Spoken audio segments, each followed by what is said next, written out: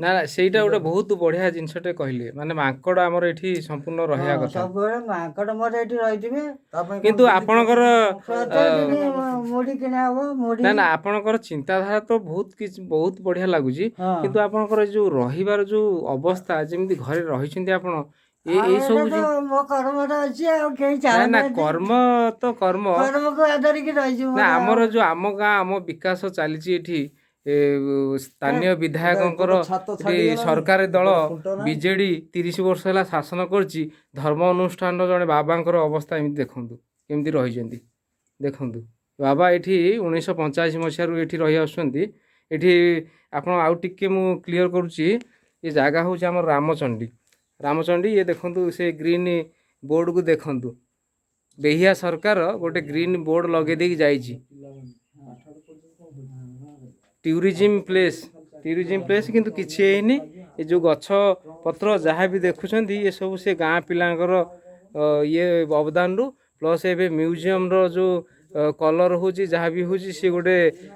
ମାନେ ପ୍ରାଇଭେଟ୍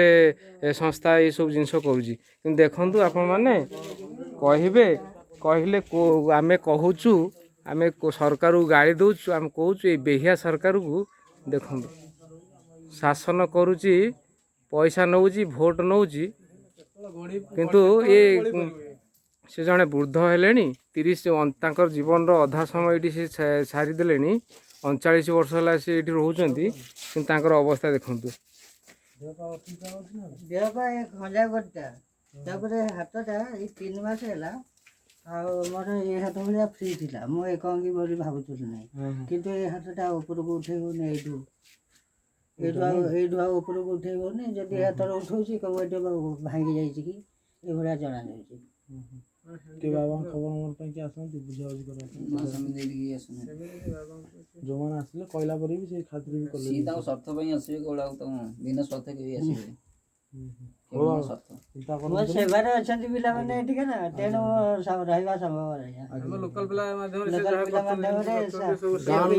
ସହଯୋଗ ନହେଲେ ପାଣି ବାଲ୍ଟି ଆଣିବା ପାଇଁ ଏମପି ମିଟିଂ ହବ ରାମଚଣ୍ଡ ପଞ୍ଚାୟତରେ ସରପଞ୍ଚ ମେମ୍ବର ୱାର୍ଡ ମେମ୍ବର ସମିତି ସଭ୍ୟପତି ସବୁ ମିଟିଂ ହବ ରାମଚଣ୍ଡ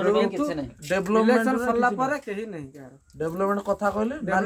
କହିଲେ ହଁ ହବ ଇଲେକ୍ସନ ଅଛି ନା ହଁ ହବ ଇଲେକ୍ସନ ସରିଲା ପରେ ଆସିଲା ପରେ ଏଟା ଆମେ ଜାଣିନୁ ସେ ଜାଗା କଣ ଏଟା ଆମେ ଜାଣିନୁ ଇଲେକ୍ସନ ସରିଲା ପରେ ଆଚ୍ଛା ଇଏ ଆମର କୋଉ ପଞ୍ଚାୟତ କୋଉ ବ୍ଲକ ଟିକେ ଡିଟେଲ୍ସ ପଞ୍ଚାୟତ ହାଟେଡି ବ୍ଲକ ପୋଡାଶୁଣି ଭିଲେଜ ଆଚ୍ଛା ପୋଡାଶିଙ୍ଗିଡ଼ି ଏହାର ଐତିହ୍ୟ ତ ସେ ବୋର୍ଡରୁ ଯାହା ଦେଖୁଛୁ ଆମେ ଏଠି କ'ଣ 1.5 କିଲୋମିଟର ପରେ କଳିଙ୍ଗ ଦ୍ୱାର 1.5 ମାନେ 2 କିଲୋମିଟର ଉପରେ ସେ ଗୁମ୍ଫା ରାଜାଙ୍କ ଗୁମ୍ଫା ସବୁ ବହୁତ ବଡ଼ ହଁ ସବୁ ଐତିହ୍ୟ ତ ବାବା ତ ବେଶୀ ବେଟର କହିପାରିବେ ବାବା ଖାରବେଳଙ୍କ କୀର୍ତ୍ତି ଏଟା ସବୁ ଲୁକାୟିତ ଅବସ୍ଥାରେ ଖାରବେଳ ମହାବୀର ଜିନ୍ ଏଇ ଜୈନ ମୂର୍ତ୍ତି ଏଟା ସବୁ ଜୈନ ମୂର୍ତ୍ତି ଯଦି ଗୋଟେ ବୌଦ୍ଧ ମୂର୍ତ୍ତି ଥାନ୍ତା ଏଠି ଏ ଜାଗା କେବେଠାରୁ ଉଜ୍ଜଳ ହେଇସାରନ୍ତାଣି ପୁରୀ ଧାମ ଭଳିଆ କୋଟି କୋଟି ଆହୁରି ହଜାର ହଜାର ତଳେ କମ୍ପ୍ୟୁଟର ମାରିକି ଦେଖିଛନ୍ତି ହଜାର ହଜାର ମୂର୍ତ୍ତି ଆହୁରି ବୌଦ୍ଧ ମୂର୍ତ୍ତି ବାହାରିବେ ଜୈନ ମୂର୍ତ୍ତି ପୋତା ହେଇଗଲାଣି ମାଟି ତଳେ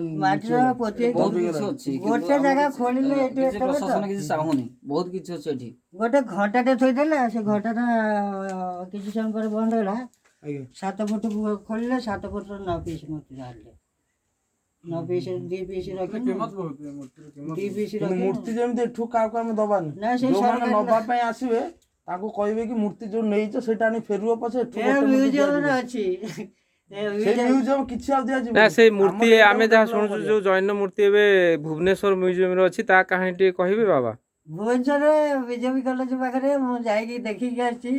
ଜୈନ ମୂର୍ତ୍ତି ମୋ ଏଇ ମଠରୁ ଯାଇଛି ମୁଁ ଚିହ୍ନି ପାରିବି ସେଇଟା